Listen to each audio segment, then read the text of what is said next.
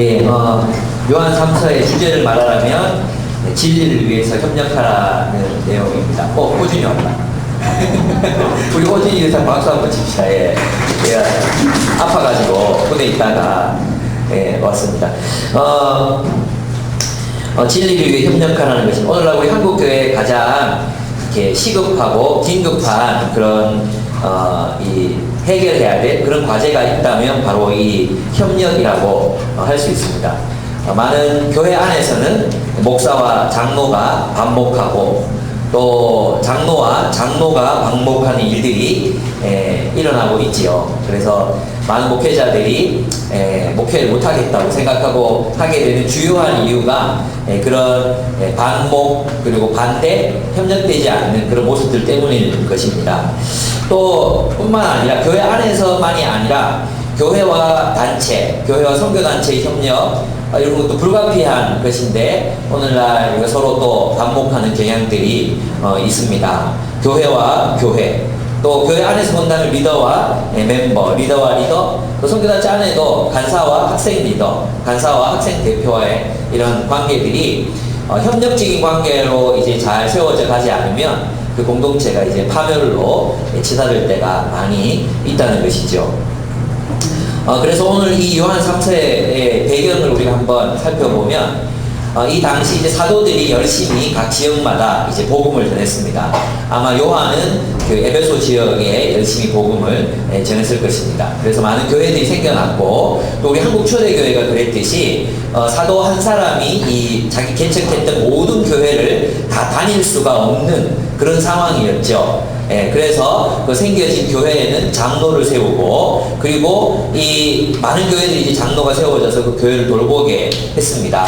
그리고 이제 사도와 함께 훈련을 받고 있었고 또 함께 했던 사도 팀이 있었던 사도와 함께한 선교 팀이 있었던 사람들이 있었어요. 이 팀에 있었던 이 사람들은 이제 그 지역 교회로 보내서 순회하면서 목양을 하게 하거나 또 그 지역을 거점으로 복음을 알지 못하는 사람들에게 복음을 전하게 했습니다. 우리는 그들을 보고 순회 선교사라고 불러요. 또 오늘 본문에는 뭐라고 나와 있냐면 그 개역 개정 성경에는 나그네라고 되어 있고 또 그 여러분 새 번역에는 그 어떻게 되어 있죠? 낯선 사람, 낯선 형제, 낯선 신도들이라고 되어 있잖아요. 그 사람들이 바로 순회 선교사들이었다고 할 수 있습니다. 그래서 이들은 각 개척된 교회들마다 그 교회를 방문해서 그 교회의 목양적 필요를 돕고 또 갈등이 있으면 그 문제들을 해결할 뿐만 아니라 그 지역에 있는 사람들에게 복음을 전하기 위해서 사도에 의해서 파송받은 사람이었어요. 그런데 지역교회가 세워지고 오랜 시간이 좀 어느 정도의 시간이 흐르니까 그 자체 안에 뭐가 생겼겠어요? 리더십이 생겨난 거죠. 근데 이 리더십들이 생각하기에는 이렇게 파송된 이 선교사들이 필요 없다고 느낄 수도 있고 또 한편으로는 자질이 안 된다고 느꼈을 수도 있을 것 같아요. 그래서 그 공동체의 리더십과 또 이 사도들이 보낸 이 선교사들과의 관계가 이제 틀어지는 그런 일들이 종종 일어났던 것을 볼 수 있습니다. 협력이 일어나지 않았던 거죠. 제가 오늘 이 본문을 여러분에게 나누는 이유는 우리 교회 안에 이런 갈등이 있다거나 또는 우리 교회가 이런 문제를 겪고 있어서가 아니라 예방 차원에서 우리 메르스 예방 차원에서 나눠서 예배를 드리잖아요. 그래서 예방 차원에서 이 말씀을 우리 함께 나누고 싶습니다. 사실 이런 문제가 딱 발생했을 때 이 본문을 선택하면 표적 설교가 될 확률이 높겠죠. 그래서 여러분들이 혹시 이 말씀을 들으시고 또 우리 선전자가 오랜만에 우리 교회 왔는데 기쁨의 교회 혹시 문제가 있나 그렇게 생각하지 마시고 우리 안에 혹시라도 이런 잠재적인 어려움들이 있다면 그 어려움들에 대해서 여러분들이 한번 생각해 보셨으면 좋겠다 그런 생각이 들고 또 이 말씀 잘 기억해 두고 있다가 우리 공동체에 이런 문제를 겪지 않았으면 좋겠습니다. 예, 그래서 그럼 우리가 어떻게 협력할 것인가 그런 이제 문제들이 이제 나오는데 그 협력을 잘했던 사람이 오늘 본문에 나타나는 가이오라는 장로였습니다. 한번 그가 어떤 삶을 살았는지 한번 보겠습니다. 장로인 나는 사랑하는 가이오, 곧 내가 참으로 사랑하는 자에게 편지하노라. 진짜 사랑하는 거죠, 그죠? 성경에 2번 반복되는 거는 굉장히 강조되는 거라 그랬죠. 그 이제 사랑하는 자에게 편지하노라. 사랑하는 자여 내 영혼이 잘된 같이 내가 범사에 잘되고 강건하기를 내가 간구하노라. 우리 한국교회가 가장 사랑하시는 말씀입니다. 영혼과 육체가 건강하고 또 범사의 모든 일이 잘 되기를 간구했습니다. 사실 이것이 우리 기도가 되어야 합니다. 그죠? 우리 모든 사람을 위해서 영혼만을 위해서 기도한다든지 또 그 육체적인 것만 위해서 기도하는 게 아니라 그의 범사의 모든 일들이 잘 되기를 그렇게 우리는 기도해야 합니다. 그럼 뭐 망하라고 기도할 수 없잖아요. 잘 되기를 기도해야 합니다. 근데 그가 어떤 사람이었는가를 한번 보겠습니다. 근데 이런 사람이었습니다. 3절에 보면 형제들이 와서, 이 형제들은 누구냐 하면 요한이 파송했던 그 순회 선교사에 속했던 사람들이 거기 가서 사역을 하고 돌아와서 보고를 한 거예요. 형제들이 와서 내게 있는 진리를 증언하되 내가 진리 안에서 행한다 하니 내가 심히 기뻐하노라. 이렇게 말하고 있습니다. 그러면 가룟은 어떤 사람이었습니까? 진리를, 복음을 실천하는 사람이었다는 것을 알 수 있습니다. 그렇죠? 진리 안에 있었고 또 새 번역에 따르면 어떻게 되어 있습니까? 그대의 진실성을 증언해 주는 것을 듣고 나는 매우 기뻤습니다. 이렇게 말하고 있죠. 진리 안에서 사는 모습, 또 진리에 따라 살기 위해서 최선을 다하는 모습이 그에게는 있었던 것이죠. 근데 그것을 누가 증언해 주었습니까? 그 형제들이, 순회 선교사들이, 또 공동체의 모든 사람들이 바로 인정해 주고 있었다는 것입니다. 이것이 굉장히 중요한 것입니다. 여러분, 내가 진리를 가지고 있다는 것은 어떻게 알 수 있습니까? 우리가 그것을 따라 살아감으로 알 수 있는 거죠. 그죠? 우리가 그것을 따라 살아갈 때 진리가 내게 있다. 이렇게 얘기할 수 있다는 것입니다. 진리에 대해서 충성하고 있는 모습으로 나타날 수 있는 것이죠. 여러분, 우리는 진리를 자꾸 계몽주의적 관점에서 생각해요. 그래서 진리는 깨닫는 거라고 자꾸 생각해요. 깨닫는 거. 머리로 이해하는 거라고 생각한단 말이에요. 그런데 요한이 말하고 있는 진리는 어떻습니까? 살아내는 것이에요. 살아내기 전에는 그게 진리가 될 수 없는 거예요. 그래서 이 가이오는 그 진리, 복음을 따라서 살아가기 위해서 애를 썼고 그의 삶을 통해 그 진리가 드러났다는 것입니다. 그 진리를 위해 살아가고자 하는 그 진실성을 주변에 있는 사람들이 보고 알아차렸다는 거예요. 그죠? 이 진리에 충성했다는 거죠. 바로 이것이 가이오의 장점이었습니다. 우리의 삶 가운데에도 우리가 진리에 따라 진리에 충성하고자 하는 모습이 우리의 삶을 통해서 드러나야 하고, 그것이 드러난다면 누가 알아요? 내 주변에 있는 사람들이 알고, 심지어는 순회 선교사로 왔던 이 사람들도 그의 모습을 보고, 아, 저 사람은 정말 진리를 따라 살아가려고 애를 쓰는 사람이구나. 자신의 한계와 자신의 연약함과 또 자신의 어떤 이기심과 싸워서 어떻게든 진리를 따라 살아가려고 애쓰는 사람이구나. 진실한 사람이구나. 이것을 알 수 있다는 것입니다. 그래서 진실하다는 것은 진리에 대해 진실하다는 거예요. 그 진리를 살아내기 위해서 애를 쓰고 애를 쓰는 그런 모습을 말하는 것입니다. 여러분, 가이오는 형제들이, 그 순회 선교사들이 그의 삶을 증언해 주었습니다. 여러분의 삶을 증언한다면 여러분 주변에 있는 사람들 혹은 리더들에 의해서 여러분의 삶은 어떻게 증언될 수 있겠습니까? 형제는, 자매는 진리를 따라 살아가기 위해서 정말 애쓰는 사람입니다 라고는 평가를 듣겠습니까? 아니면 아는 것만 많지 말뿐입니다 라는 평가를 들으시겠습니까? 여러분, 주변 사람들이 여러분을 어떻게 평가하시겠습니까? 한번 생각해 보시기 바랍니다. 그것이 여러분의 모습입니다. 우리는 하나님 앞에 인정받는 게 중요하지, 사람들의 인정을 받는 게 중요하냐, 그런 이야기를 많이 듣습니다. 여러분, 우리가 복음을 따라 살면 사람들에게 인정받게 돼 있어요. 무슨 뜻인지 아시겠습니까? 여러분, 우리가 복음을 따라 진실하게 살면 칭찬 듣게 돼 있어요. 주변 사람들이 그것을 알아차리게 돼 있습니다. 저도 캠퍼스 때 그랬잖아요. 이보경 제자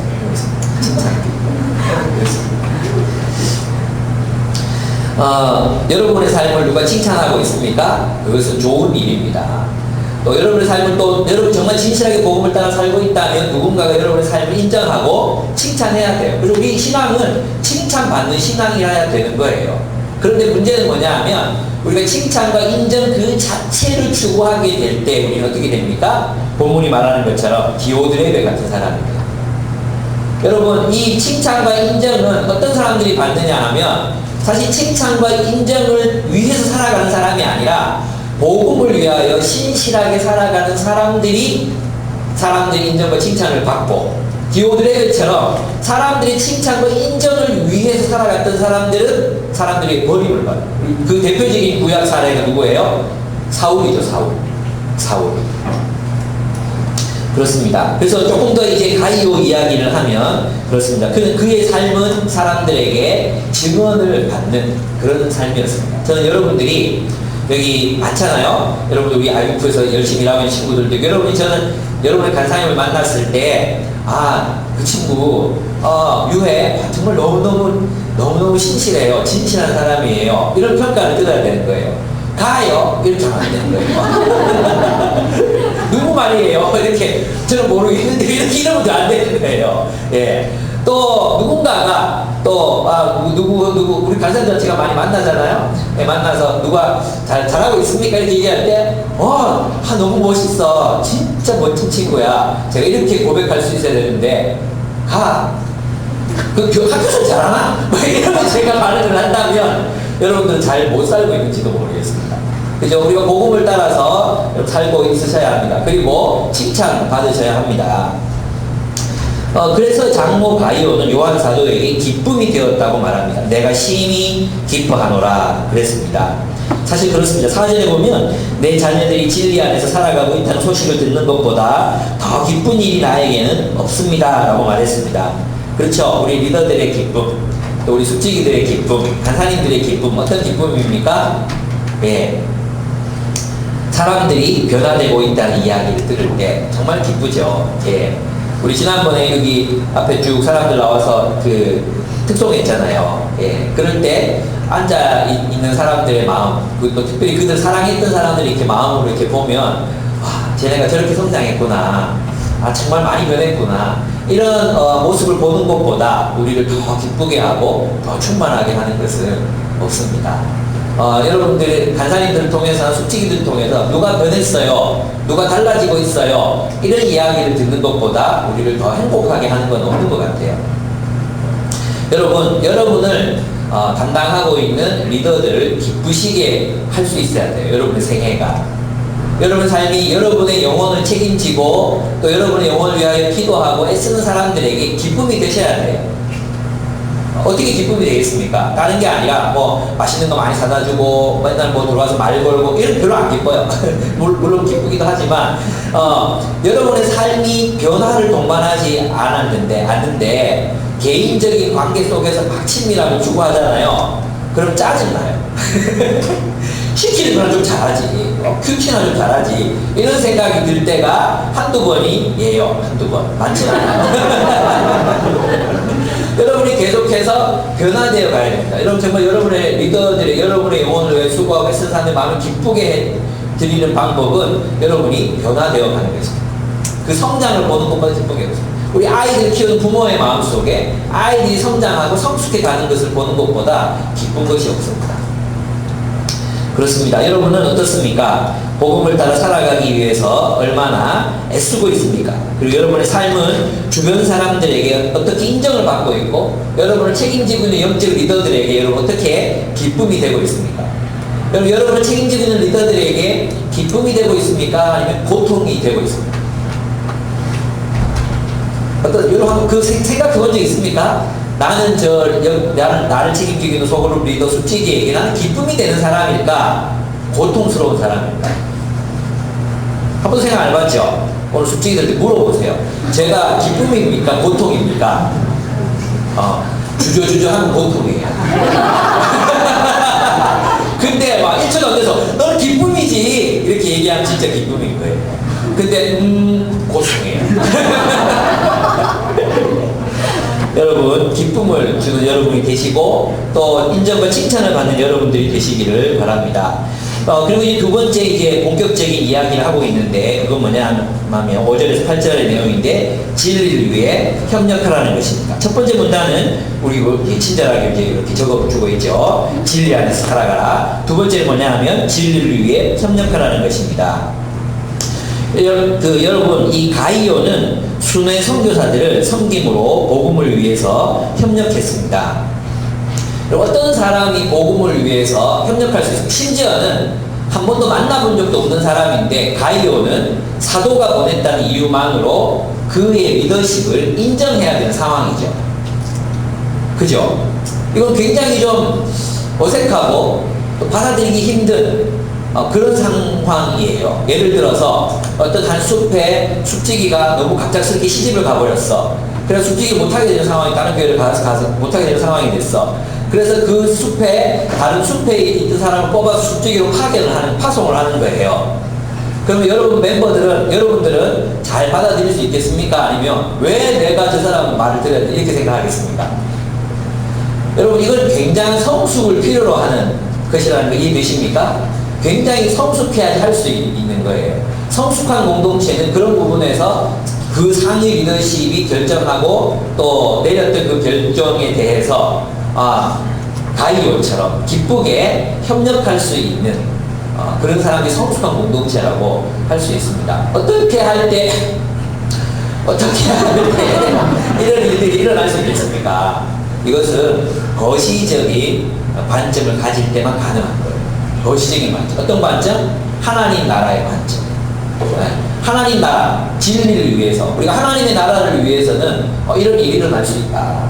우리가 진리를 위해서 협력하는 그런 거시적인 관점을 가지면 이런 일을 자연스럽게 받아들일 수 있습니다.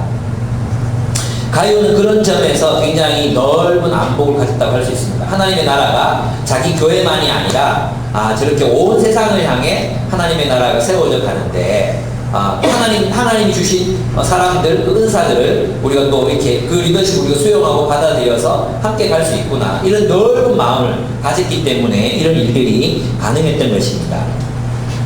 그들은 사도들로부터 파송을 받아 지역교회들을 순회하며 그리스도를 전하는 그 순회 선교사들을 받아들였습니다. 그 순회 선교사들의 규칙이 있었는데 그들은 원래 아무것도 가지지 않고 순회를 떠나야 했습니다. 그래서 아무것도 가지지 않고 떠나야 됐기 때문에 누군가가 그들의 생활을 책임져 주지 않으면 굉장히 곤란을 겪을 수밖에 없었습니다. 그리고 그들의 주된 사역은 전도 사역이었어요. 그래서 이방인들을 만나서 복음을 전하는 사역, 그리스도를 모르는 사람들에게 그리스도를 전하는 사역을 했기 때문에 또 이방인들에게는 아무도 받으면 안 됐어요. 그죠? 왜냐하면 불신자들 이해할 수 없으니까 돈을 벌려고 저렇구나, 저렇게 하는구나 이러면 복음을 전할 수가 없잖아요. 그래서 사도 바울도 그래서 자비량으로 선교했죠. 그죠? 그런 것처럼 이방인들에게는 아무것도, 그리스도 알지 못하는 사람들 아무것도 받을 수 없었기 때문에 교회가 그들의 생활을 책임져야 했던 것입니다. 그래서 이 지역교회가 그들을 배척하게 되면 정말로 곤란을 겪을 수밖에 없는 상황이었는데 가이오는 이렇게 했습니다. 굉장히 그의 그 환대를 받았던 사람들이 이렇게 고백하고 있습니다. 그들은 교회 앞에서 6절에 보시면 그들이 교회 앞에서 너의 사랑을 증언하였느니라 내가 하나님께 합당하게 그들을 전송하면 좋으리로다 이렇게 말합니다. 그러니까 그 앞에서는 환대했고 또 뭘 기대하고 있습니까? 그들이 또 먼 길을 떠날 때 드는 경비와 먹을 것을 될 것을 기대하고 있는 모습을 볼 수 있습니다.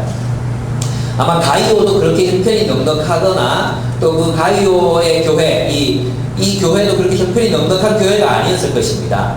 그럼에도 불구하고 그들은 그 순회 선교사들을 극진히 대접했고 또 그들의 필요한 것들을 채워주었을 뿐만 아니라 그들이 떠날 때에도 여비를 챙겨주었다는 것이죠. 그렇습니다. 우리는 이렇게 협력할 수 있습니다. 본문에 보면은 8절 한번 같이 읽어보도록 하겠습니다. 시작. 그러므로 우리가 이 같은 자들을 영접하는 것이 마땅하니 이는 우리로 진리를 위하여 함께 일하는 자가 되게 하려 함이라 그랬어요. 여러분 우리 가운데 어떤 이들이 이런 부담이 있어요. 나는 아직 멘토링이 직접 참여하지 못하고 나는 또 이런저런 일들에 리더로 섬기지 못하고 또 뭐 여러 이런 그런 마음을 가지신 분들이 계시거든요. 근데 본문을 보면 뭐라고 얘기할 수 있습니까? 이런 자들을 영접하는 것, 환대해서 그들의 필요를 채워주는 것도 뭐라 그랬어요? 복음을 위해 협력하는 거라 그랬죠. 그죠? 그래서 어떤 분들, 여러분과 어떤 분들은 돈을 많이 벌어서 돈을 대는 것 자체가 사역인 사람들이 수 있어요. 근데 우리는 그런 사람이 없는 것 같아요. 슬프긴 해. 그래서 여러분 가운데 이런 일이 또 사역이, 제가 이제 한 10여 년 전에 만났던 분인데, 그 교회가 어떤 한 목사님이 어떤 사모님하고 몇 분하고 같이 이렇게 다니시는 거예요. 근데 나중에 얘기를 들어보니까 그 사모님들이 어떤 분이셨냐 하면 가진 게 돈밖에 없는 거야. 그래서 이 목사님이 하시는 사역에 대해서 모든 돈을 다 내는 거예요. 모든 돈을. 근데 성도들이 한 200명 정도밖에 안 되는데, 교회 짓는다면 교회 짓는 돈을 대고, 선교 안 되면 선교 짓는 돈을 대고, 와, 그때 제가 알고 간사로 있었을 때인데, 부럽다. 아직도 없어요, 지금. 예, 우리는 직접적으로 해외 선교할 수 없잖아요, 그죠? 직접적으로 해외 선교 나가는 분들도 계시지만 나갈 수 없다면 어떻게 해야 된다는 거예요? 예, 그분들의 필요를 채움으로 우리 그분들과 함께 복음 사역에 협력할 수 있는 것입니다. 그렇습니다. 그래서 우리는 그럼 여기서 이 복음 사역에 헌신하는 사람들, 또 그들을 도움으로 우리는 진리에 협력하는 사람이 될 수 있는데, 복음 사역에 헌신하는 사람들이 누구겠습니까? 분명히 여기서는 전임 사역자를 얘기하는 것 같아요. 그죠? 캠퍼스에 사역하고 있는 간사님들, 또 해외 선교사님들, 또 기독교 NGO에서 섬기는 분들, 그리고 교회에 또 섬기는 사역자들, 간사들, 목사들을 의미하는 것입니다. 그럼 우리는 어떻게 그 진리에 협력하는 사람이 될 수 있겠습니까? 예, 첫째 중요한 게 있어요. 그건 뭐냐 하면, 그와 그의 사역을 귀하게 여기고 존중하는 것입니다. 많은 경우에 그 사역단체나, 교회는 좀 덜한 것 같아요. 교회는 목회자나 사역자들이 그래도 존중받는 분위기이거든요. 그런데 간사님들이라든지 또 선교단체라든지 이런 경우에는 간사님들이 좀 그분의 사역이 존중받고 있다, 참 그게 좀 어려울 때가 있는 것 같아요. 멤버들이 굉장히 이렇게, 또 학생들이랑 나이도 별로 차이 나지도 않고, 또 아이들이 또 스스로 똑똑한 경우도 많고, 그죠? 다 알고 보고 똑똑이들인데, 그래서 이제 갈등이 일어나는 경우들이 많이 생겨나게 되죠. 그렇습니다. 복음사에 헌신하고 있는 이들을 우리는 도와야 합니다. 협력해야 합니다. 우리는 그들의 사역을 귀하게 여기고 존중해 줄 수 있어야 합니다. 오늘 우리 한국교회 안에 이상한 분위기가 있습니다. 그것은 뭐냐 하면, 교회가, 이건 목사님들 책임이 커요. 교회를 마치 기업처럼 만들어 놨어요. 기업처럼. 그 목사님들도 가만히 들여다보면 하나님 나라 공동체를 세워가는 사람이 아니라 기업을 운영하는 사람처럼 느껴져요. 그리고 어쩌면 경영학을, 하나님 말씀 성경보다도 경영학을 더 중요하게 여기는 것 같은 그런 느낌이 들 때가 많아요.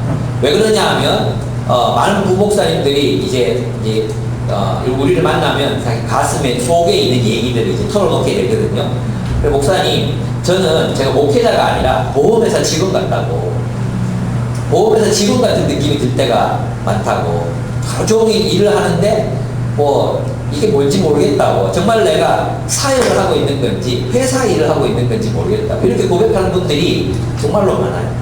게다가 사모님들조차도 어떤 공동체를 이루기보다도, 참 이런 이야기들은 해서 될지 모르겠지만, 내가 우리 담임 목사님 사모님의 몸종인지 뭔지 모르겠다고, 어떤 교회 얘기를 제가 들었을 때는 목회자 부부가 이제 어디 여행을 가게 됐거든요. 그랬더니 이제 사모님들이 당번을 정해가지고 이렇게 집 청소, 개밥 주기,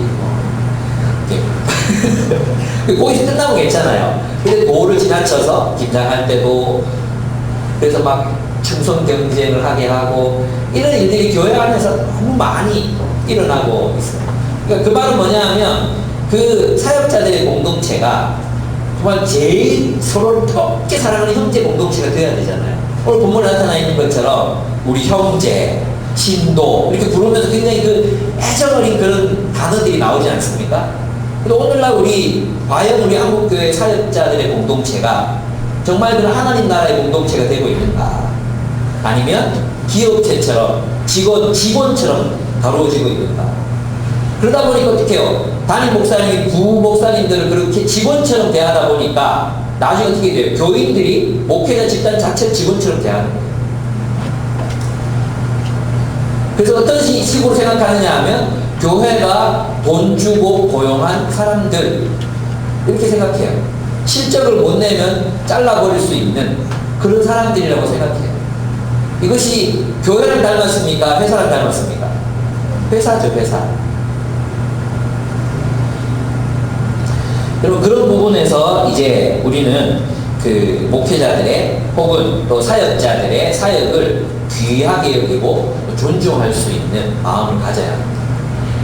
특별히 캠퍼스에서 IF 운동하고 있거나 CCC 활동하고 있는 분들은 간사님들을 존귀하게 여기셔야 돼요. 아주 귀한 분으로 여기셔야 돼요.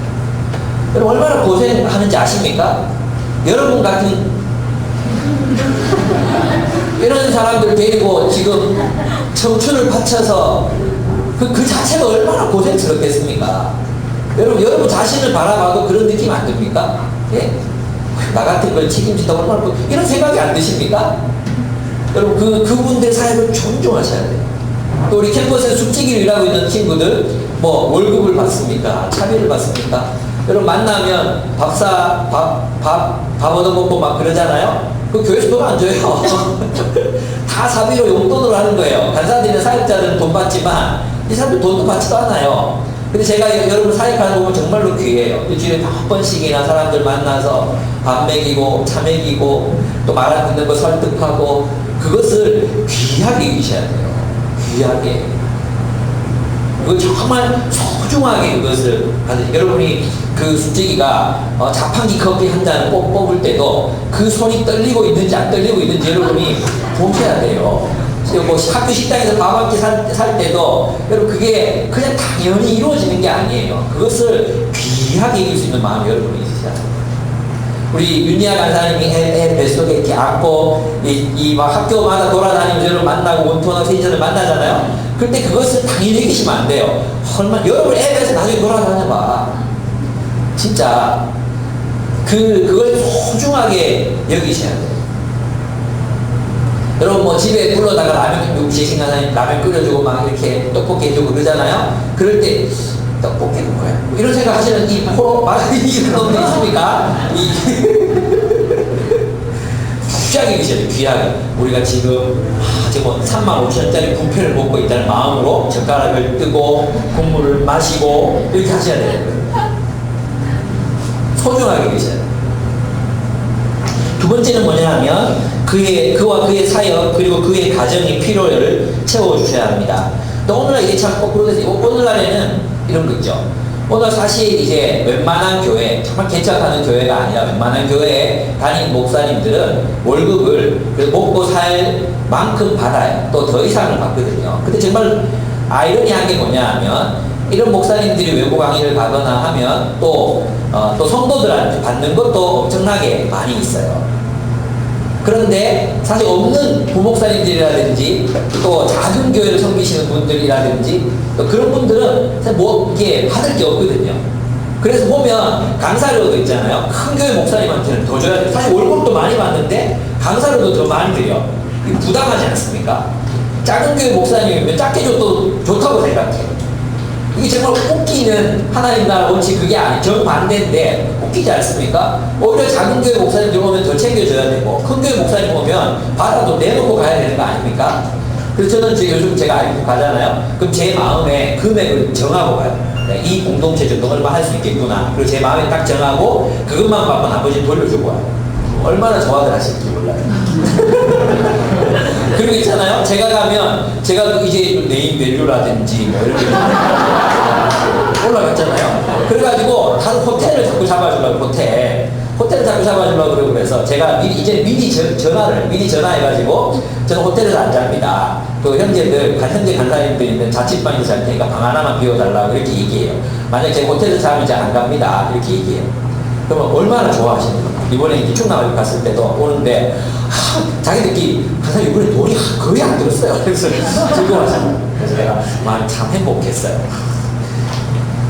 또 좀 있으면 제주도 가게 되는데 제주도 가면 또 어디를 또 비워줄지 모르겠는데 하여튼 뭐 그렇습니다. 여러분 우리가 이런 관행들을 이제는 좀 바꿔야 돼요. 바꿔가야 돼요. 그죠? 예. 그래서 이번에 왜 그 회복직정이 이 간 세미나 오셨잖아요. 근데 원래 그 홈페이지에 보면 시간당 얼마 이렇게 계산이 딱 돼 있어요. 그래서 우리가 얼마만 드리면 돼 있었는데 가난한 단체잖아요. 그래서 저희가 우리 교육 할 수 있는 만큼 하자. 그래서 지금 많이 책정해서 드렸어요. 근데 많이 드린 것도 아니에요. 5시간을 하셨으니까. 그래서 저는 그런 마음이 기본적으로 제 마음속에 있습니다. 그렇죠. 그래서 여러분 필요를 채워주셔야 돼요. 사실 저나 저희 가정은 그렇게 많은 도움이 필요하진 않습니다. 그러나 우리 이제 앞으로 이제 그렇게 힘든 사역자들이 생길 수 있잖아요. 그죠? 그럴 때 여러분이 그 필요를 보고 챙기셔야 돼요. 여러분 숙직이들이 필요를 보고 챙기셔야 됩니다. 돌보셔야 됩니다. 뿐만 아니라 우리 전 세계 선교사로 이렇게 헌신하고 수고하고 계시는 분들 계시죠? 여러분 간사님들 계시죠? 졸업하고 나서 후원금 안 보내는 친구도 있어요. 그거 배운 마음도 배신, 하여튼 정말 나쁜 짓이에요, 나쁜 짓. 그리고 왜 그렇게 캠프 4년 동안 정말 피 고까지 다 빨아먹고 나서 후원금 한 푼 안 보내는 친구들이 있어요. 여러분 그 여러분 인생을 위해서 그만큼 기도해 준 사람이 누가 있겠습니까? 옛날 생각이 막 올라오는데 지금 옛날 생각이 막 올라오는데 아직도 내가 간사하고 있으면 되게 섭섭할 것 같아. 아니 여러분의 인생을 위해서 그만큼 기도하고 그만큼 생애를 드리고 시간을 내고 아파하고 그랬던 사람이 누가 있습니까? 여러분 캠퍼스에 있는 간사님들 정말 사랑하셔야 됩니다. 정말 귀하게 계셔야 돼요. 졸업하고 평생 잊으시면 안 돼요. 평생 잊지 않고 카톡 문자라도 수생활을 좀 보내보려야 돼요. 네. 우리 교회를 제외한 외국 카톡 2통 이 배우만큼 여러분 그들의 사역을 귀하게 여기고 그들의 필요를 채워주셔야 돼요. 그래서 정말 방문하기 소고기라도 끊어가지고 방문하고 이러셔야 된다는 이야기입니다. 세 번째 없구나. 예, 두 번째까지입니다. 그와 그의 사역 그리고 그의 가정의 필요를 채워주십시오. 선교지에서는 있잖아요. 우리가 선교로 후원금을 보낼 때 또 간사님들 후원금을 보낼 때 어떤 기준으로 보내냐면 이제 생활비만 되면 끝났다고 생각해요. 우리 교회 생활비 되고 있어요. 그럼 생활비만 딱 되잖아요. 그러면 더 이상 후원금을 안 보내요. 근데 선교지에서 그 선교사님들이 겪는 어려움은 뭐냐 하면 생활비가 아니라 사역비가 필요한 거예요. 현지 지도자를 훈련시키고 만나고 또 밥 먹이고 또 집 마련해주고 다 돈이잖아요. 근데 그런 부분에서는 아예 예산 자체가 안 잡혀요. 그래서 우리도 이제 앞으로 누군가를 섬기게 되면 또 그 부분에서도 해야 돼요. 근데 제가 어떤 분들을 만났어요. 제가 후원하는 한 분이 사실 이제 자기 자녀들 미국에서 공부를 시키거든요. 그럼 돈이 많이 들어요. 근데 그걸 가지고 우리 애들은 뭐 이렇게 하는데 다 보내더라고 막 욕을 하시더라고. 그래서 제가 느낄 때 생각해보면 중국에서 어딜 보내나? 어딜 보내나? 그래, 그 교육을 시켜야 되고, 또, 완전 이제 선교사 자녀들은 100% 이제 그 장학금을 주는 학교로 보냈거든요. 그 정도면 되지 않나? 근데 거기서 체류하는 비용 정도는 교회들이 되는 게 마땅하지 않나? 저는 그런 생각을 했어요. 우리는 있잖아요. 선교사들 자녀는 어디 보내야 되나 하면 현지인 학교, 브라질의 원주민 학교 이런 데 보내야 된다고 생각하고, 자기 자식들은 그런 데 보내면 안 된다고 생각하는 거예요. 얼마나 우리의 생각이 편협한지 몰라요. 그런 부분에서 그들의 필요를 우리는 알아서 이렇게 채워줄 수 있는 그런 사람들이 돼야 돼요. 근데 이제 돈도 보면 꼭 쓸데없는 일에 어떤 교회를 보면 선교지 필요가 그게 아닌데 있잖아. 이 돈은 반드시 성전 건축을 위해 사용해 주십시오. 여기서는 보내는 거예요. 그러면 그 편지를 받는 선교사님들은 마음이 지금 이게 필요한 게 아닌데 그러면 또 가시적으로 또 보여줘야 되잖아요. 필요 없는 것도 필요 지어가지고 또 사진 찍어서 보내요. 이런 악순환이 계속되고 있어요. 어떤 지역은 정말 백날 선교에도 정말 한두 명이 예수 믿기도 힘들고 어렵고 그냥 다리만 놓고 그냥 계속 씨만 뿌려야 되는 곳도 있거든요. 그런 곳은 씨 열심히 뿌리라고 우리가 후원해야 되는데 그래서 몇 명 믿었느냐? 성전 건축했느냐? 희한한 게 있잖아요. 성전 건축한다고 선교사님 와가지고 교인들이 이만큼 많은데 성전 건축합니다 하면 예배 마치고 나서 장로님 목소리 와가지고 내가 몇백만 내겠습니다. 내가 한 개 짓겠습니다. 예. 근데 우리가 사람 키우고 지금 씨 뿌리는 기간이라서 열매가 없을지 모르게 설교하면 아무도 못 알아요. 이게 우리가 가지고 있는 얼마나 이 편협된 그런 우리들의 관점으로 보는 것들이 얼마나 많은지 모릅니다. 여러분도 그러시면 안 돼요. 여러분 정말 폭넓게 생각하실 수 있는 여러분이 되셔야 됩니다. 교회에서도 이제 그렇죠. 자원봉사자들 많이 필요합니다.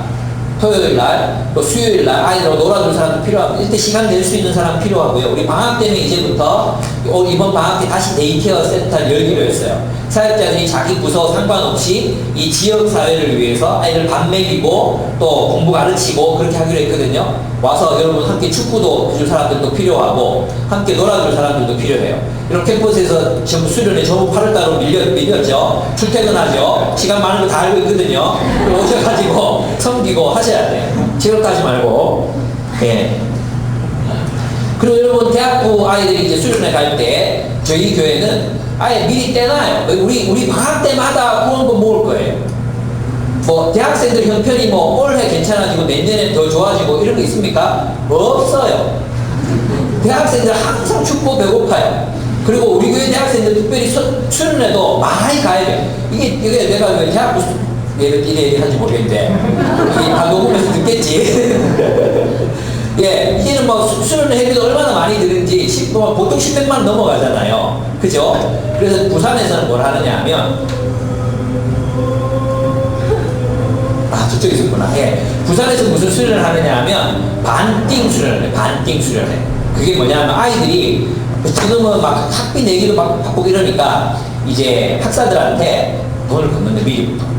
그래서 절반만 내고 가자. 그래서 이 반띵 수련회 효과를 맺어가지고 많은 이제 세신자들이나 1학년, 1호학번 아이 세번들이 많이들 참석하고 있대요. 예, 그렇죠. 저희들도 이걸 막 당연히 요구하는 게 아니라 여러분 대학생들도 후원을 받을 때는 직장인들이 돈 많은 게 아닙니다. 여러분 직장인하고 돈을 많이 버는 게 아니에요. 정말 우리 교회에 눈물겨운 사람들 많거든요.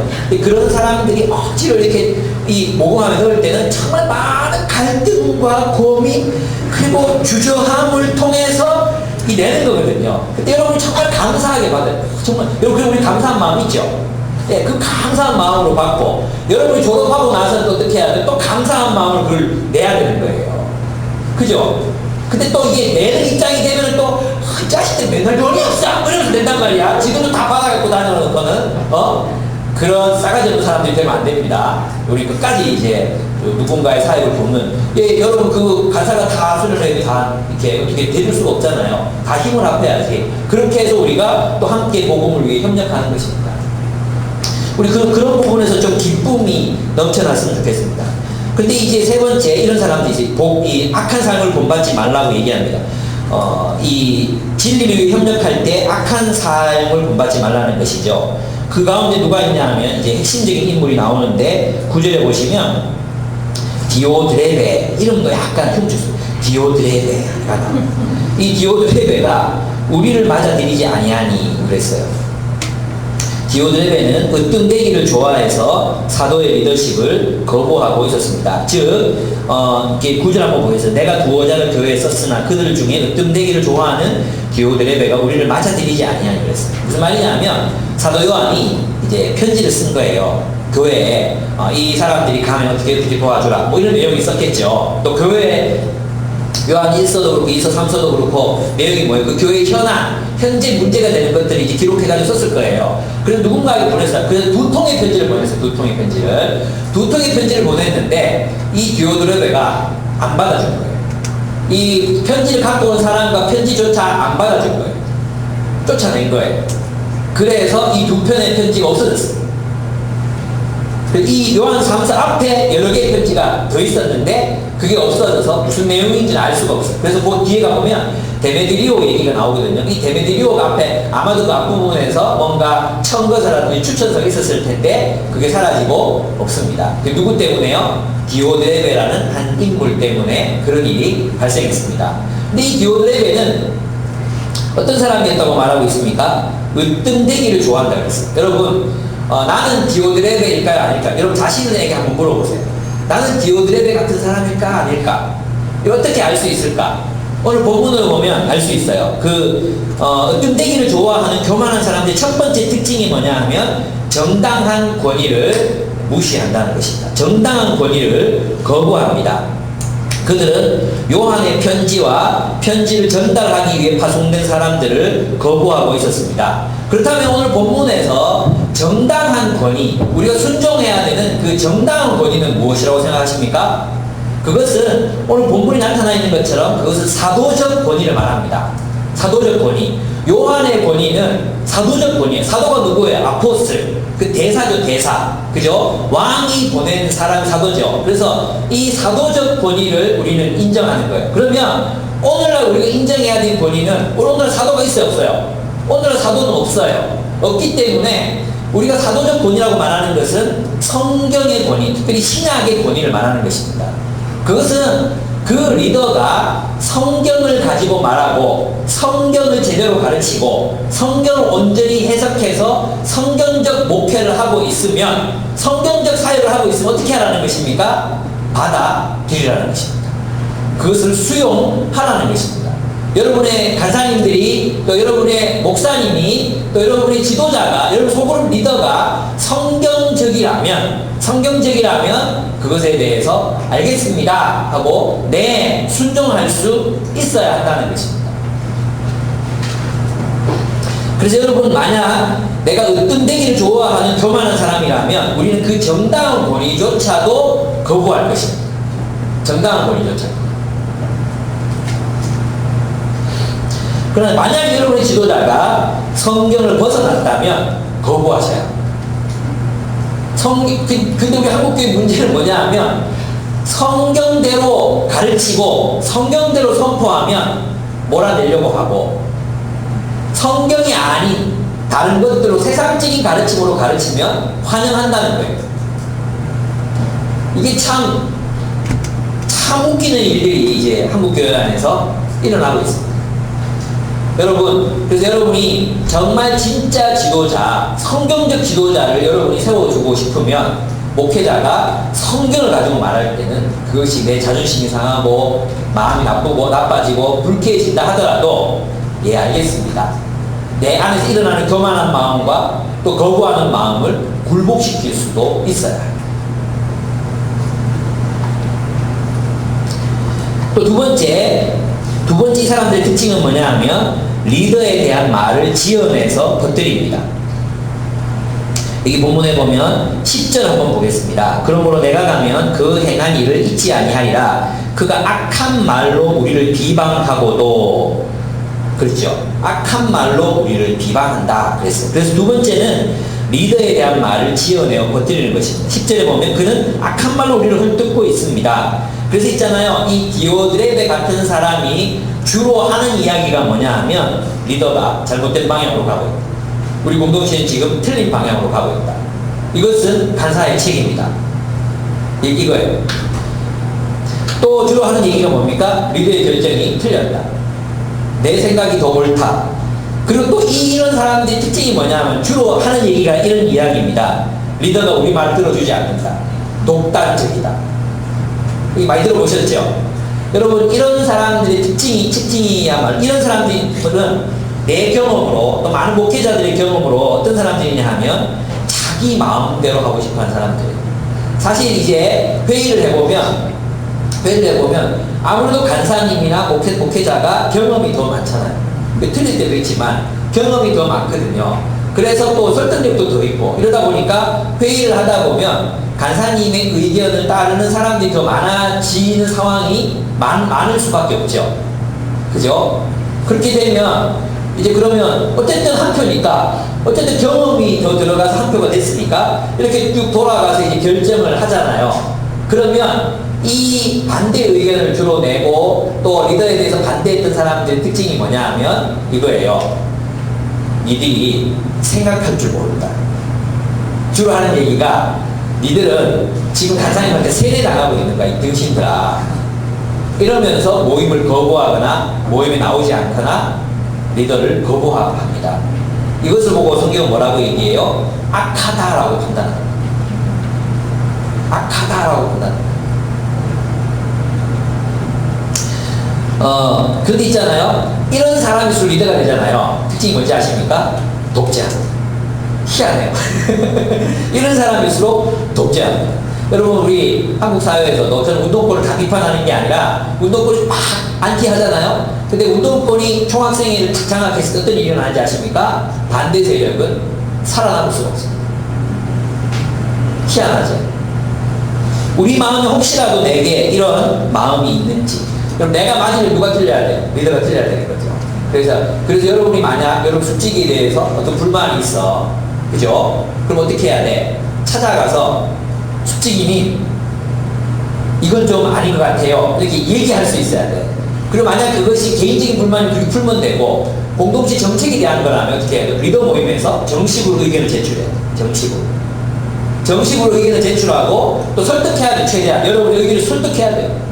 설득해야 돼. 요번에도 이제 우리 이 메르스 이 여파 때문에 이제 저희 집이 대명오동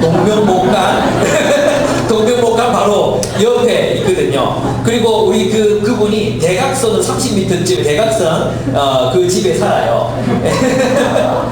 그래서 와, 이 발생했다 할 때 딱 마음이 딱 힘든 거예요. 근데 이제 또 평소에 나한테 원투 신청 안 하던 광수가 나한테 원투를 신청을 했어요.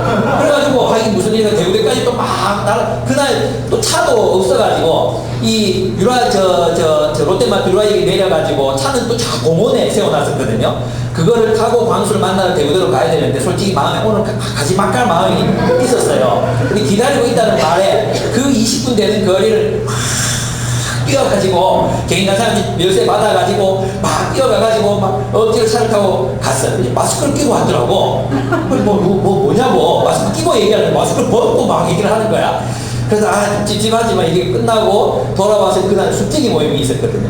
숙직이 모임을 하는데 아무래도 아버님이 사우디아라비아에 갔다 왔다 그랬는데 나는 2년 전쯤 왔다 왔는데 그렇게 들었거든.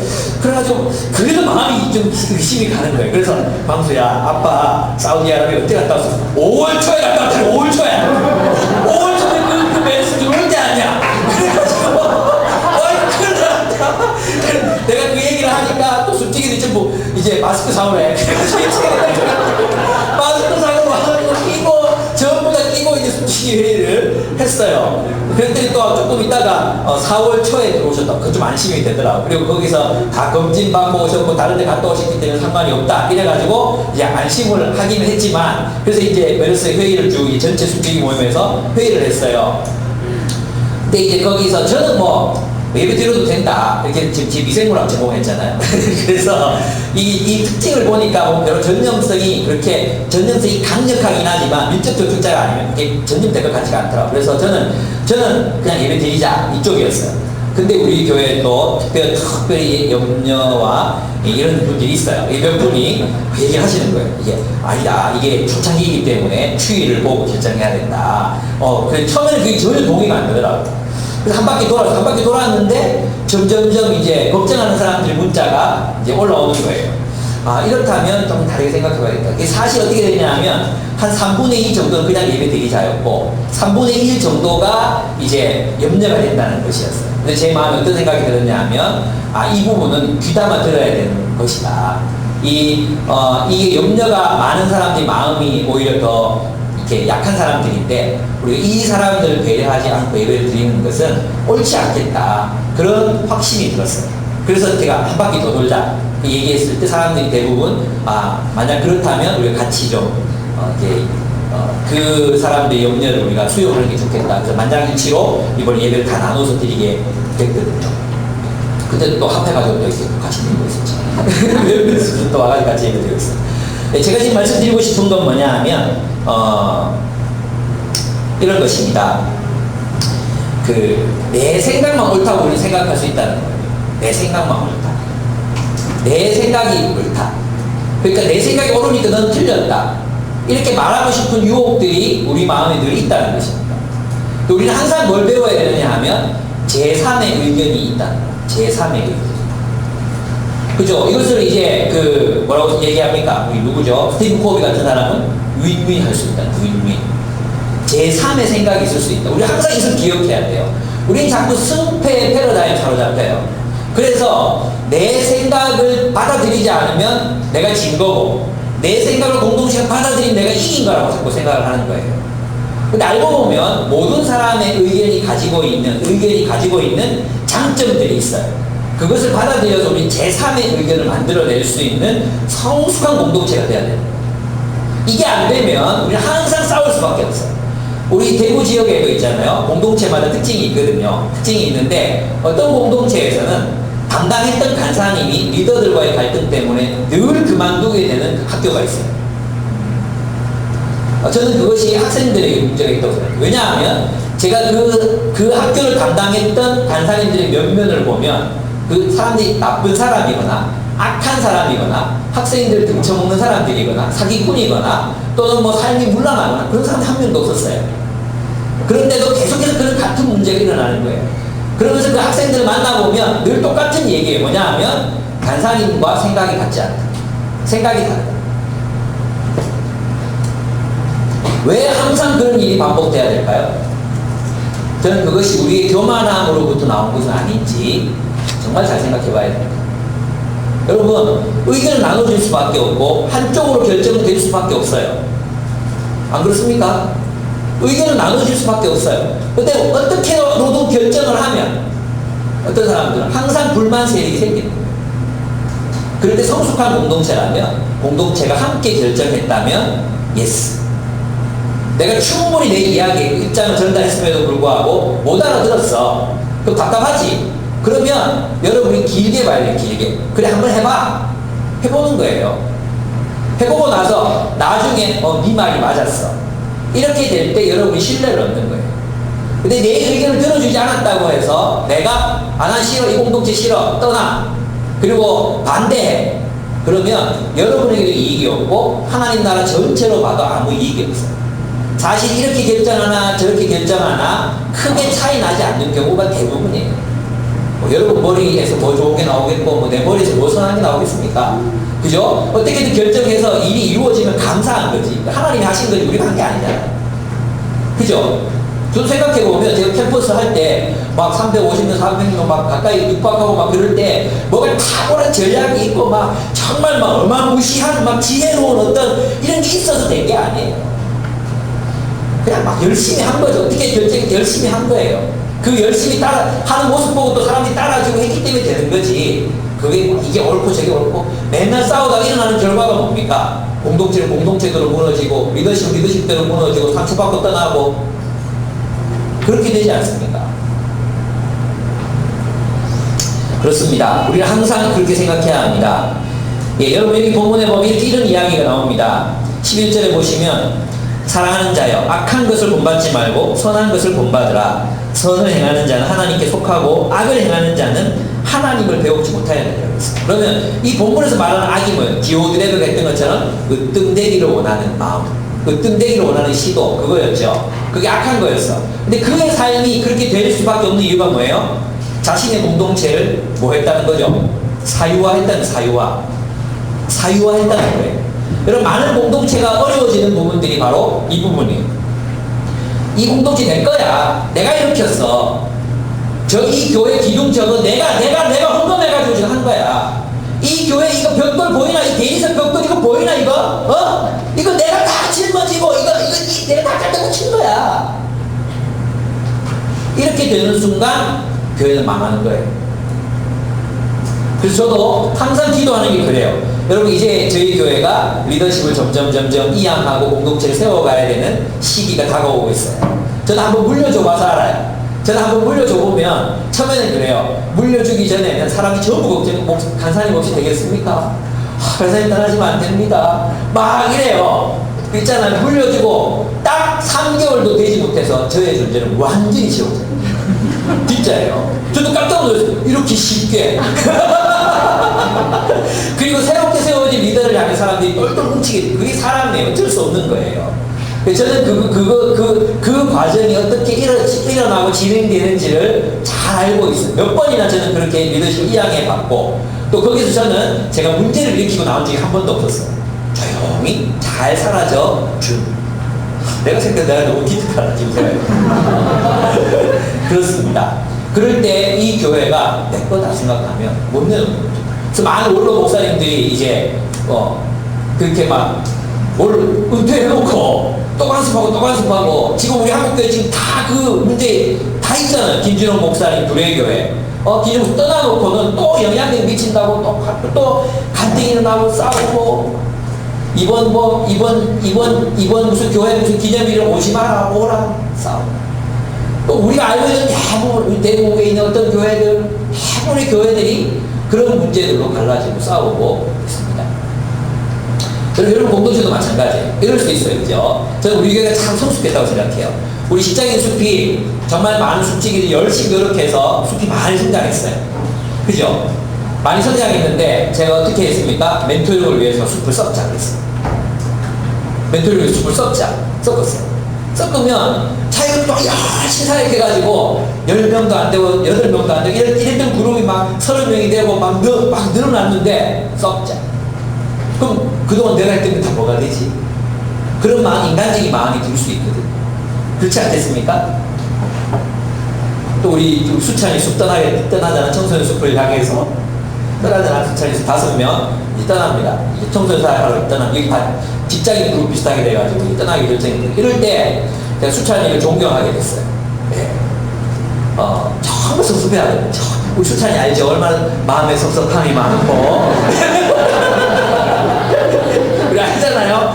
근데 수찬이가 성숙하게 마음은 너무너무 섭섭하지만 생각해보면 내가 떠나야 되겠다.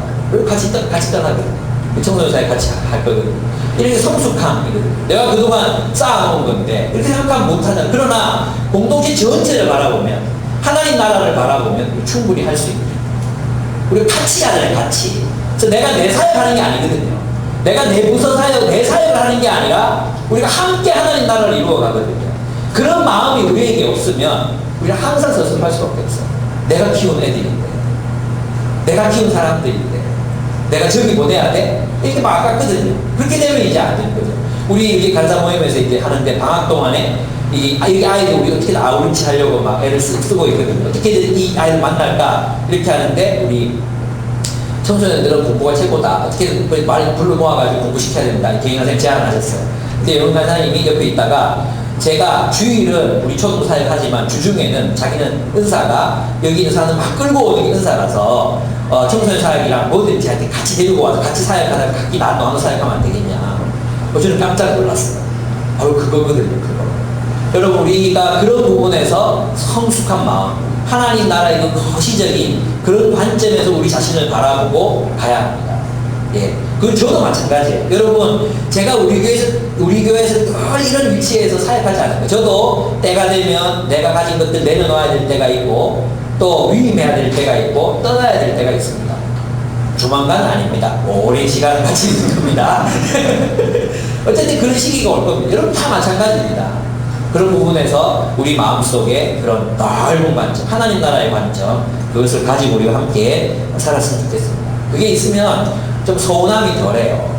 섭섭해하지 말고 내가 한 건데 아무도 알아주는 사람 없고 이게 아니라 하나님 나라 관점에서 한번 바라보시기 바랍니다. 또 공동체에서는 또 반대죠. 그죠? 오늘 본문에도 보면 나오지만 데메디리오 본받으라 그러잖아요. 그러니까 수고한 사람들에 대해서는 인정해주고 이 사도들이 얼마나 수고해서 교회 세웠겠습니까? 그 기업교회가 이제 그것을 인정해줘야 되는데 그걸 전혀 인정하지 않고 들어오지 못하게 만들고 편지도 못 읽게 만들고 이랬단 말이에요. 그러니까 그 이전에 있었던 사람들에 대해서도 우리가 그것을 인정해주고 또 정말 수고했다, 정말 애썼다, 그 수고와 노고를 치하해주고 이런 공동체 분위기가 또 될 필요가 있겠죠. 네 번째 12절에 보면 선한 삶을 본받으라고 합니다. 데메드리오는 모든 사람들에게 좋은 평을 받았습니다. 리더들도 그렇게 평가했습니다. 그래서 여러분 공동체에서 생활할 때 협력할 때 선한 삶을 살아가는 사람들의 보호를 받으라는 거지. 이 말은 무슨 말입니까? 가이오에게 디오드레베와 친하게 지내지 말고 누구랑 친하게 지내라는 거예요? 데메드리오와 친하게 지내라. 이 이름이 비슷하게 헷갈릴 수 있는데 디오드레베는 나쁜 놈이고 데메드리오는 착한 놈이야. 그래서 착한 사람하고 지내라 이거예요. 착한 사람. 그래서 여러분이 영향을 잘 받아요. 가만 들여다보면 스스로의 존재감을 증명하기 위해서 뭔가를 비판하고 또 뭔가를 막 반대해야지, 또 특별히 권위자가 이야기하는 것에 대해서 반대해야지 내가 똑똑하다고 생각하는 착각을 하는 사람들이 있어요. 그리고 있잖아요, 다른 사람의 의견을 수용하는 것을 내가 졌다라고 생각하는 사람들이 있어요. 졌다. 진 게 아니에요. 받아들일 수 있어요. 받아들일 수 있어야 되는 거예요. 예. 그게 성숙함이에요. 여러분, 그런 부분에서 여러분이 성숙하셔야 돼요. 성숙하셔야 돼요. 어른이 얘기하든, 간사가 얘기하든, 대표가 얘기하든, 그 이야기가 옳은 이야기, 맞는 이야기라면, 예스 할 수 있는 게 성숙함이에요. 우리는 그것에서 뭔가 노해야지, 뭔가 똑똑하다, 뭔가 저 지도자 혹은 리더의 이야기에 내가 속지 않아야 돼, 막 이런 강박증이 있는 사람들이 있어요. 그 의견이, 그 생각이 나보다 더 좋은 생각이라면 예 하고 받아들일 수 있는 게 지혜. 리더들도 마찬가지예요. 저도 목사지만 이번 멜스 그 결정할 때도 내가 틀렸다 이 생각이 되더라고요. 이게 5번 주가 지나면 추위가 어떻게 될지 저는 그렇게 판단 안 했거든요. 모른다. 지금 어떻게 될지 모른다. 그런 상황이었는데 축으로 들었잖아요. 그래서 제가 약간 이게 내 결정. 나는 하루에 1000명씩 늘어나면 지금 2만 명 넘게 돼야 되는데 점점 줄어들고 있어. 틀렸잖아요, 제가. 그래서 제가 틀릴 수 있다고 생각하고 그때 마지막 결정할 때는 네, 그러면 이번에는 그렇게 좀 예민하게 민감하게 결정했으면 좋겠다. 결정을 여러분, 그런 부분에서 무엇이 진리인가, 무엇이 더 나은 의견인가, 이게 중요한 거지. 하나님 나라에 위해서 뭐가 최선인가가 중요한 거지. 그게 내 의견이었나, 내 생각이었나, 내가 주장한 것이기 때문에 내가 옳아야 되는, 남이 틀려야 되는 이런 상황 속으로 우리가 들어가지 않았으면 좋겠습니다. 이거 제가 오늘 말씀드린 게 있잖아요. 공동체를 세워가는데 정말 필요한 이야기고 정말로 중요한 이야기입니다. 예, 그래서 여러분, 선한 사람들, 그래서 여러분 이 얘기 하는 말 하는데 악한 사람들의 영향을 받지 마십시오. 때때로 보면은 공동체 분열되고 간사히 반대하고 그리고 똑똑해 보이잖아. 따라하는 친구들, 따라하는 친구. 지도 막 DP 만나가고 모임 만나가고 이런 친구도 있어요. 그러지 마세요. 함께 저주받아요.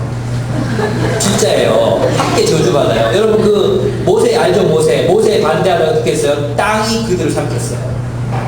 땅이 입을 벌려서 그들을 다 삼켜버렸어요. 보라를 따르는 사람은 다 삼켜버렸어요. 나를 반대하면 다 땅이 그냥 이렇게 된다는 얘기를 하고 싶은 게 아니라, 여러분 언제나 선한 편에 서서 선한 사람들과 동력하고 지혜로운 사람들과 동력하고 그런 법을 배우셔야 합니다. 다섯 번째로 1절 13절인데 진리를 가르치는 자와 교제하라는 것입니다. 이건 뭐냐 하면 여러분의 선한 리더십과 인격적인 교제를 나누라는 거예요. 이거 잘 못하는 사람이 있어요. 일은 해, 일. 보면 어떤 사회 공동체든지 간에 그냥 일을 해, 일. 같이 리더 모임, 동력하는 게, 동력은 해. 교제를 안 해, 교제. 여러분, 이런 공동체는 성경적인 공동체가 아니에요. 많은 그 교육자실, 당의실, 일은 하는데 영적인 교제가 없어요, 영적인 교제. 교제가 있어요. 여러분 있잖아요. 그래서 여러분의 리더들과 인격적인 만남을 가지기 위해서 애를 쓰셔야 됩니다. 내가 네게 쓸 것이 많으나 먹과 붓으로 쓰기를 원치 아니하고 속히 보기를 원하노라. 또한 우리가 대면하여 말하리라 그랬어요. 그리고 가이오와 또 요한의 관계를 보면 나에게 사랑받는 자라고 이야기하고 있거든요. 사랑하고 사랑받는 관계, 대면하여 얼굴을 보고 이야기하는 관계, 그런 관계 속에서 그들이 성장해 갈 수 있었던 것입니다. 성숙해 갈 수 있었던 것입니다. 그래서 여러분의 숙지기를 인격적으로 만나려고 애쓰셔야 돼요. 여러분 리더들은 그냥 성경 공부 모임이 아니라 정말 사적인 관계 속에서 만나서 대면하고 이야기하고 나눌 수 있어야 합니다. 여러분 특별히 직장인이 되면 이게 더 안 돼. 그냥 주일날 모여서 공적인 모임만 하면 그냥 끝. 아니에요. 우리는 정말로 사적인 관계가 돼야 돼요. 우리 정말로 사적인 관계가 돼요. 여러분 우리 토요일날 5시부터 젊은이들이 모여서 기도해야 한다 그러면 다른 교회 가서 이야기하잖아요. 사람들이 옵니까? 이렇게 얘기해요. 5시 기도해야 사람들이 옵니까? 오는데요. 가들은 뭐 영화 보러 하고 데이트하러 안 갑니까? 제 얘기예요. 여기 친한 사람들이 다 있는데 거기 왜 갑니까? 제가 얘기했어요. 같이 모여서 함께 말씀 나누고 함께 기도하고 함께 교제하는 게 더 즐거운데 왜 우리가 이 친한 사람들 놔두고 딴 사람 만납니까? 그런 게 아니었나요? 저는 그렇게 믿고 싶고 그렇게 믿고 있습니다. 우리 서로 너무 좋아하니까 너무 보고 싶어서 우리 모이는 거라고 믿습니다. 여러분 우리의 관계가 그런 여러분이 영적인 리더와의 관계가 단순히 말씀을 전해 듣고 말씀을 듣는 관계가 아니라 정말 프라이빗한 관계가 돼요. 내 사랑받는 자요 라고 말할 수 있는 관계, 내 사랑하는 자요 라고 말할 수 있는 그런 관계가 되어야 되는 것입니다. 그럴 때 우리가 성장하고 성숙해 가는 것입니다. 그래서 여러분이 영적 리더와 인격적인 교제를 나누는 것을 두려워하지 마십시오. 여러분 다 겪어봤던 것들이거든요. 여러분이 리더와 인격적인 교제를 나누십시오. 거기에 여러분의 성숙함이 있고, 그게 뭐예요? 복음을 위해서 협력하는 것입니다. 절대 일만 하는 관계가 돼서는 우리가 복음을 위해 함께 협력할 수 없어요. 우리 정말 서로가 서로를 사랑하는 관계 속에 머물러 있어야 하고, 그 관계를 지켜나갈 때 우리는 정말 주님이 원하시는 동력 관계를 이룰 수 있습니다. 5가지 얘기했어요. 한꺼번에 한번 5개 한번 다 끼워 보는 거 준비 못했죠? 네. 그럴 줄 알았어. 5가지 얘기했는데요. 첫째, 우리 진리를 위해 협력하기 위해서 뭘 해야 되냐면, 첫째, 진리 안에서 살아가라. 우리가 먼저 진리 안에서 살아갈 필요가 있고, 두 번째, 진리를 위해서 협력하라. 세 번째, 악한 삶을 본받지 말라. 네 번째, 선한 삶을 본받고, 5번째, 진리를 가르치는 자와 교제하라. 이렇게 하고 우리는 협력하는 것입니다. 복음을 위해, 진리를 위해 협력함으로 이 세상에서 하나님의 나라를 세워갔으면 좋겠습니다. 그래서 우리 교회 내적으로는 정말 우리 리더와 멤버가, 사역자와 리더들이, 또 리더와 리더가 정말 협력함으로 기쁨이 넘치는 모임이 되셔야 돼요. 여러분, 리더 모임은 어떤 모임입니까? 가장 천국을 닮아 있는 모임입니다. 그죠? 여러분 누구랑 영화 보러 갑니까? 진짜 친한 사람하고 영화 보러 가잖아요. 주라기 공원 나왔다. 누구랑 보고 싶습니까? 우리 리더들이랑 보고 싶어요. 그런 관계로까지 성숙해 가야 되는 거예요. 여러분, 맛있는 거 있잖아요. 맛있는 거 누가 사서 먹잖아요. 진짜 회식할 때 이거 맛있겠다. 누구 먼저 떠오릅니까? 여러분 리더들 떠올라요. 이 리더들하고 같이 와서 먹어야지. 이게 떠오르면 여러분 리더들하고 협력하고 있는 거고, 그때 다른 사람이 떠오르면 아닌 거죠.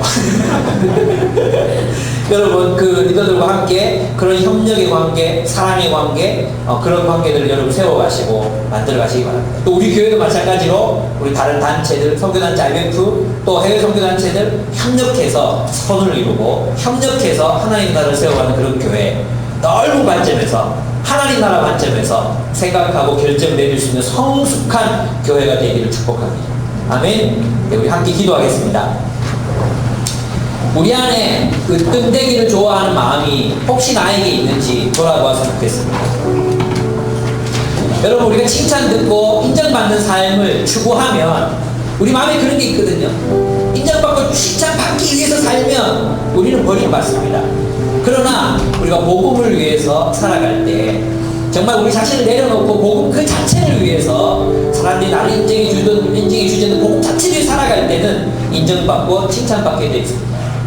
여러분 마음속에 내가 으뜸되기를 원하는 마음이 있어서 공동체를 혹시라도 무너뜨리고 있지는 않을까 돌아보았으면 좋겠습니다. 그 공동체가 내 것이라는 마음, 그 공동체를 사유화하고 싶은 마음, 내 마음대로 해보고 싶은 마음, 그게 좌절될 때 상처받고 섭섭해하고 혹시라도 우리에게 그런 마음이 있는지 우리 자신을 돌아보았으면 좋겠습니다. 그리고 그런 마음이 있다면 회개하고 돌이켜서 하나님, 내가 복음을 위하여 협력할 줄 아는 사람이 되게 해주십시오. 내가 나보다 못해 보이는 리더십이다 할지라도 내가 그에게 순종하고 협력할 줄 아는 사람이 되게 해주십시오. 협력해서 하나님 나라 세워갈 줄 아는 사람이 되게 해주십시오. 우리 그렇게 주님 앞에 기도하겠습니다. 기도하시겠습니다.